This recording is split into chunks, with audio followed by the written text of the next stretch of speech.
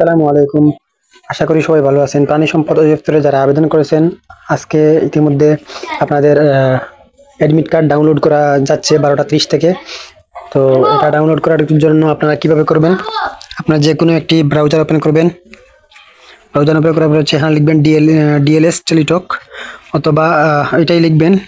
DLS লেখার পরে এটা আসবে, এটা প্রথমটাতে ঢুকবেন। ঢোকার পরে হচ্ছে এই যে এখানে প্রবেশপত্র প্রিন্ট, এখান থেকে আপনি মোবাইল নাম্বার দিবেন, অথবা যে কোনো একটি দিলে হবে, আবেদন নাম্বারটি দিবেন। আর যদি আপনি মোবাইল নাম্বার দেন, মোবাইল নাম্বার দেওয়ার পরে হচ্ছে খোঁজ করুন, এটাতে ক্লিক করবেন। ক্লিক করার পরে হচ্ছে আপনার যেটা আবেদন আছে এখানে দেখাচ্ছে। আমি দুইটা আবেদন করছিলাম, একটার মধ্যে এমনি একটা করছিলাম আর একটা অরিজিনাল। এই যে প্রবেশপত্র প্রিন্ট, এটাতে প্রবেশপত্র প্রিন্টে ক্লিক করবেন।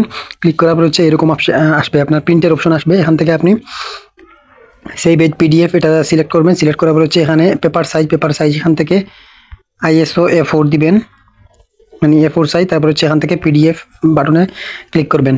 ক্লিক করার পর হচ্ছে এই যে এটা ডাউনলোড হয়ে যাবে, সেভ দিবেন, সেভ হয়ে যাবে। ধন্যবাদ।